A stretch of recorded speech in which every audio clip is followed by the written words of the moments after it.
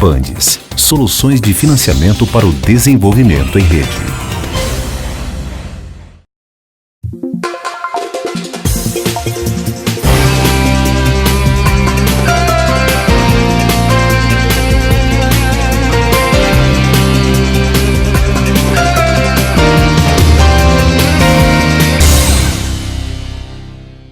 Olá, bem-vindo a Mercados e Negócios.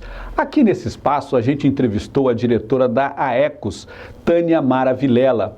Ela falou sobre os problemas que os municípios do Espírito Santo estão enfrentando diante da crise, problemas com pagamentos, investimentos em obras. E as prefeituras nada mais são do que empresas públicas prestadoras de serviço. Para conversar com a gente sobre este outro lado da moeda, está aqui o presidente da Associação dos Municípios do Estado do Espírito Santo, a AMUNES, o prefeito de Venda Nova do Imigrante, Dalton Perim. Prefeito, obrigado por sua presença aqui em Mercados e Negócios. Um prazer.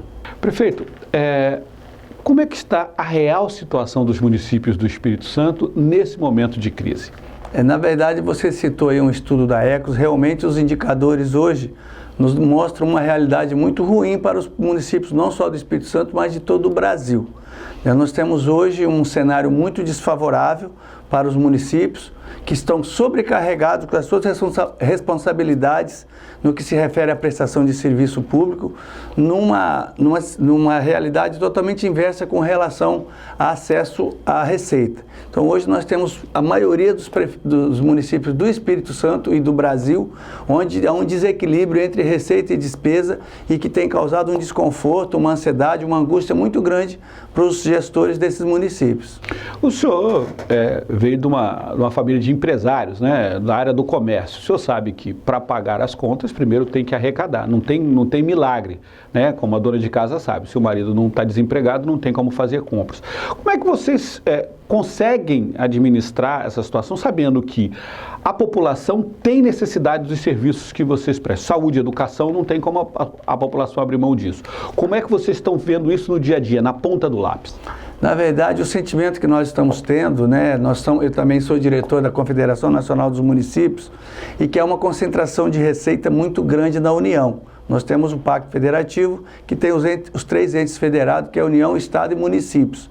Mas o que a gente percebe é que o modelo da Constituição hoje, ela concentra 65% dos impostos pagos no país, na União, 25% nos estados e somente 15% nos municípios, que é onde as pessoas moram e é onde que realmente o povo demanda o serviço público. Então isso está fazendo um desequilíbrio muito grande e os municípios não estão conseguindo ter sustentabilidade para atender a expectativa da população. Num cenário também desfavorável, onde as decisões são tomadas no Congresso Nacional, criando despesa, criando os programas de interesse social, mas não dizem de onde vão vir as receitas. Então isso aí tem criado uma situação muito desconfortável para os municípios. Mas isso está na Constituição de 88, prefeito. Quer dizer, as coisas têm que ser feitas para que o cidadão tenha seus direitos.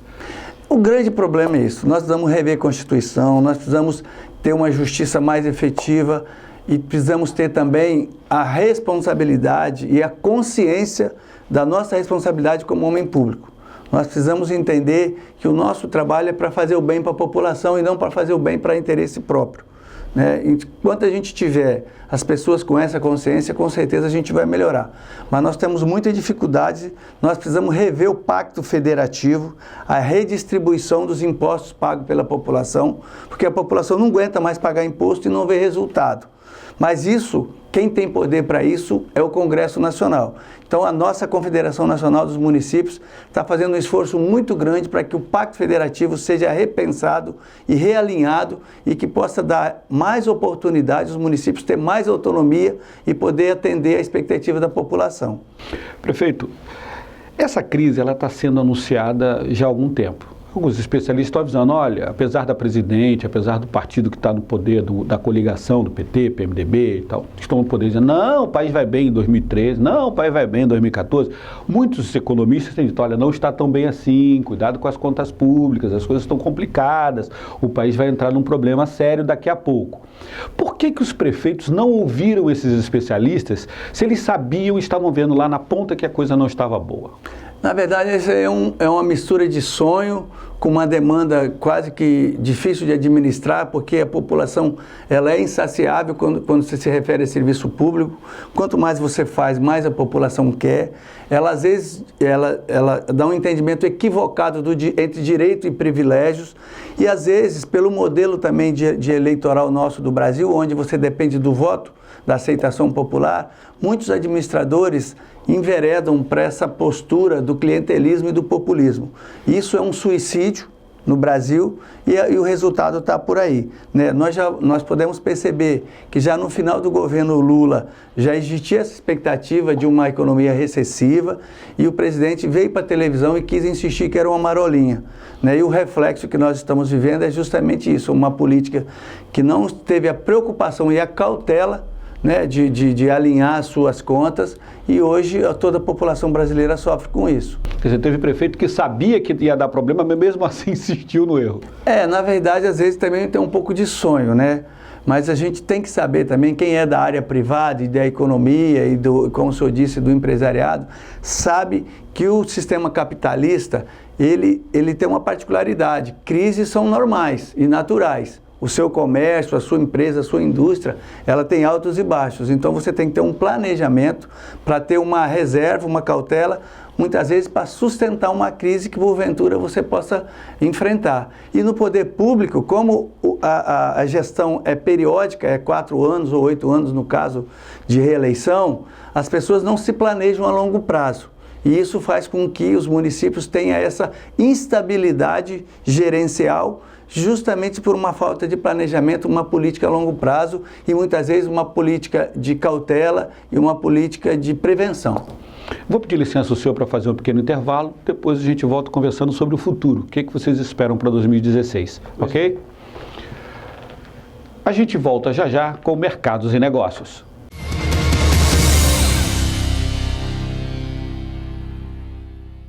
GV News 3317-7313. Ligue GV News, a TV da Grande Vitória.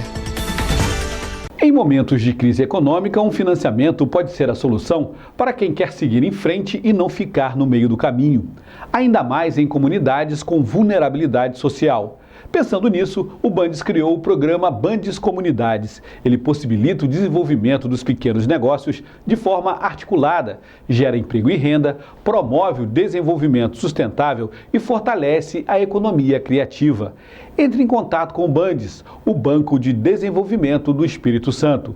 Informações sobre linhas de financiamento, Bandes atende 0800-283-4202 ou bandes.com.br. Credibilidade, profissionalismo, agilidade. GV News, porque a informação é coisa séria.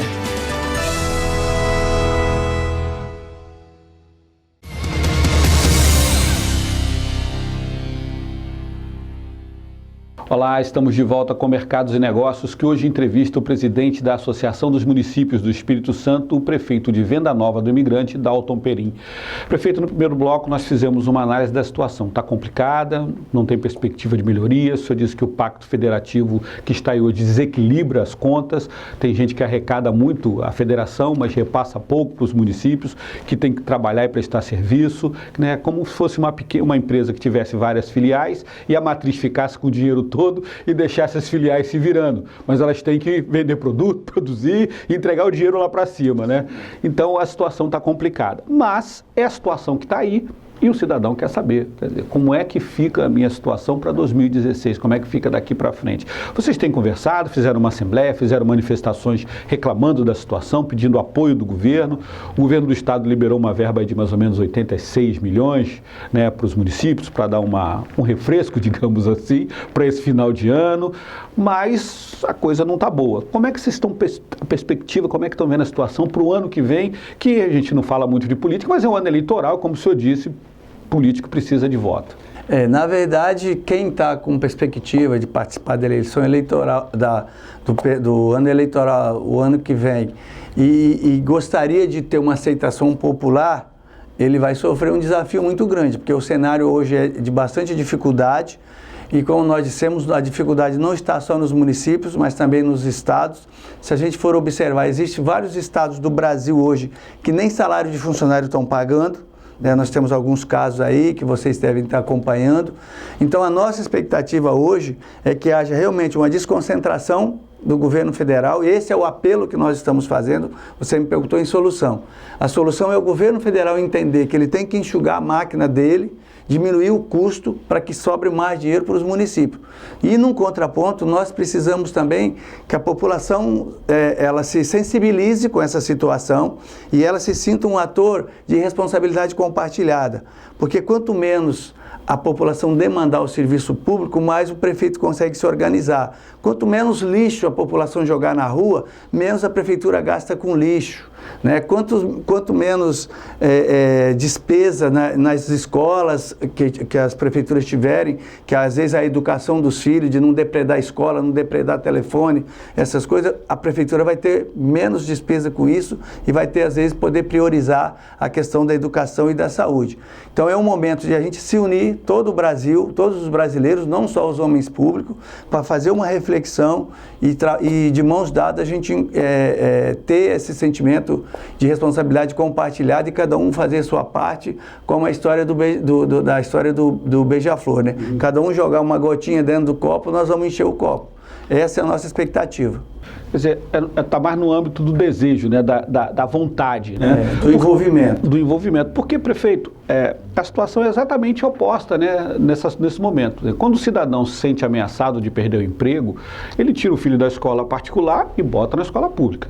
Para de pagar o plano de saúde e vai para o Sistema Único de Saúde. Quer dizer, o cidadão ele se retrai daqueles gastos que ele faz por fora para poder ter uma qualidade melhor de vida, de educação para os filhos, de saúde para a família, e volta todo para o sistema de saúde. A tendência é o serviço público ser mais demandado do que antes. Esse é o problema. Você citou uma área aí que é muito importante, muito relevante, a questão da saúde. Hoje, 75% da demanda dos hospitais públicos são com acidente de motos, muitos por imprudência do condutor. Então, nesse sentido que nós pedimos o apelo à população, se esse condutor for mais cauteloso, se ele for mais precavido, ele não vai criar o acidente. Se ele não criar o acidente, ele não cria despesa no hospital. E aí o hospital possa realmente estar preparado para receber aquele que depende da doença sem a sua vontade.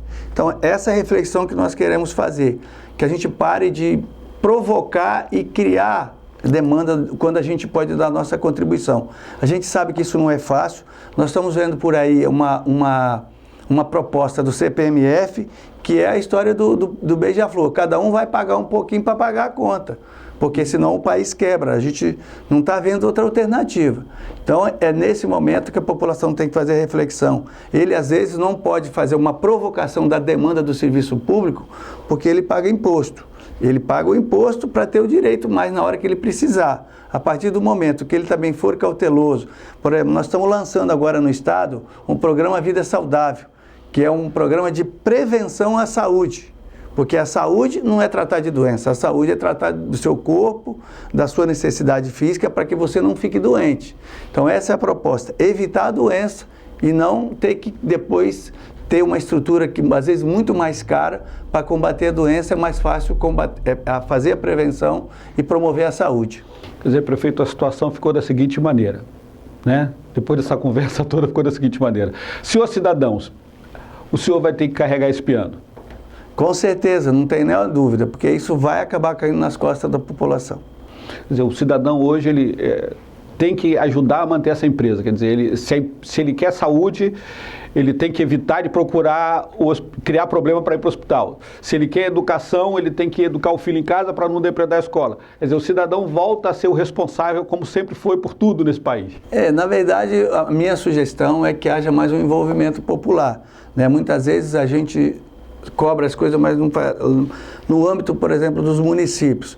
Procure chegar mais perto da administração, procure acompanhar o planejamento, o orçamento participativo, ver se o prefeito está aplicando o recurso do município naquilo que mais interessa à população, ou se ele está privilegiando um ou outro em detrimento a uma coletividade maior.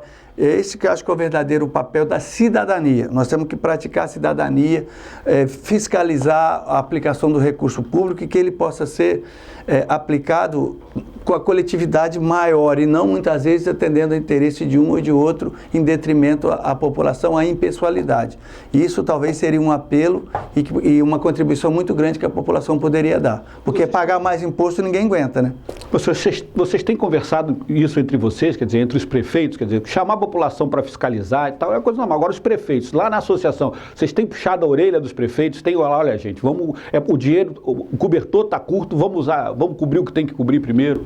Na verdade, nós, quanto a presidente da associação, temos feito essa alerta, essa reflexão. Naturalmente, como qualquer classe profissional, tem aqueles que insistem em não entender que o cenário é esse. Como o senhor disse, aqueles que entenderam que o cenário era de crise, fizeram cautela, tiveram prevenção, talvez estejam numa situação melhor. Aqueles que não acreditaram na crise, que acharam que era só conversa fiada e que podia acreditar em Papai Noel, provavelmente pode estar tendo dificuldade. Então isso é normal no ambiente que nós vivemos e na nossa associação não é diferente. Nós temos prefeitos que tiveram um pouco de cautela, estão em uma situação um pouco melhor e temos prefeitos que não acreditaram na crise e hoje estão vivendo mais dificuldade. Isso é a roda da vida do dia a dia. Prefeito, o senhor tem defendido, né, a fusão de municípios pequenos para evitar gastos, quer dizer, para otimizar a máquina. O custo, né? Não precisa de duas câmaras, se tiver uma câmara só, 2 secretários de educação, se puder ter um secretário só, reduzir custos, né? As máquinas servirem para... Como é que está essa aceitação? É muito difícil para os prefeitos aceitar perder o poder, né? Na verdade, isso é uma concepção equivocada, que o prefeito, uma hora ele vai perder o poder. Ele não pode ficar eternamente. Inclusive agora, com a nova Constituição, a nova proposta eleitoral, não vai ter mais reeleição. Então, o homem público ele tem que ver o interesse da população, não o interesse pessoal dele. E a gente tem visto, no Espírito Santo ainda nós estamos muito melhores, mas nós temos visto aí nessa nossa caminhada a nível nacional, de muitos municípios com 2.000, 3.000, 4.000 habitantes que não justificam um custo fixo de uma administração. Então hoje o mundo moderno, a globalização nos chama a fazer mais com menos. O senhor conhece muito bem que sou empresário nessa área. Então é preciso também que os administradores públicos tenham essa mentalidade, fazer mais com menos. Nós podemos ter um conselho de administração para uma região um pouco maior e ter os administradores profissionais e de operacional para que a gente possa promover o desenvolvimento, porque como nós dissemos no início, a máquina pública está ficando muito pesada para a população e a gente tem que ter essa consciência. Quer dizer, se isso não acontecer, qual é a perspectiva que o senhor vê? Falência dos municípios, falência efetivamente dos estados? Eu penso que sim, eu não digo falência porque a coisa pública não fale, mas a queda de qualidade e uma exposição muito grande da população e a tendência é a gente ficar numa ansiedade e numa perspectiva de futuro muito negativa. A falência que eu falo no sentido de não conseguir prestar mais serviço, não conseguir pagar servidor. Daqui a pouco o senhor não vai ter uma escola pública de qualidade, o senhor não vai ter um hospital público de qualidade, então o senhor vai viver numa angústia de demandar o serviço e não ter, aí vai ter que voltar aquela política, eu vou guardar para a hora que eu precisar eu ter que pagar, porque eu não posso confiar no poder público. O senhor está vendo que os municípios estão caminhando nesse sentido, se não se prepararem, se não houver essa repactuação aí entre os entes federativos? Eu penso também que a questão da repactuação dos entes federativos, nós temos que estabelecer o que é prioridade para o serviço público. Nós estamos vendo também uma abertura muito grande de oferta de serviço do serviço público e isso gera um cenário cada vez mais desafiador.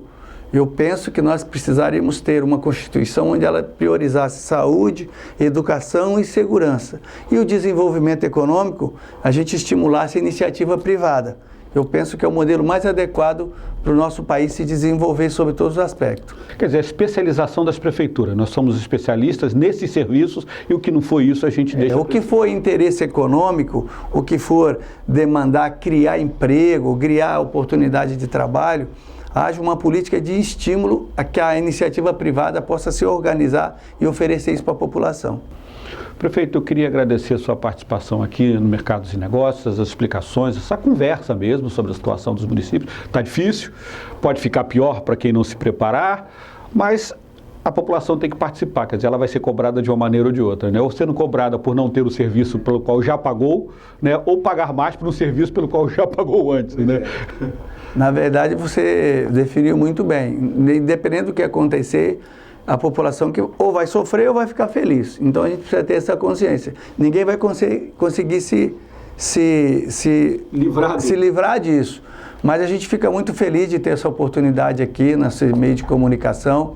Nós temos, como presidente da associação, tentado levar essa mensagem onde a gente está tendo oportunidade da responsabilidade compartilhada e integrada. Nós não possamos viver como ilha, nós não podemos sair um pouco do egoísmo e do individualismo. E a gente tem que usar aquela frase, em que eu posso ajudar?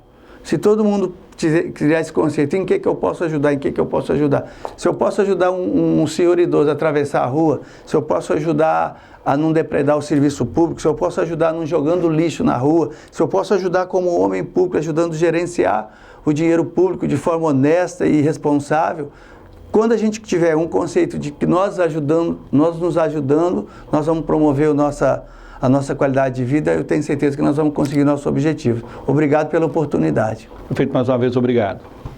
Obrigado por assistir Mercados e Negócios. A gente volta na próxima semana com uma nova entrevista. Mercados e Negócios, traduzindo o economês para o português.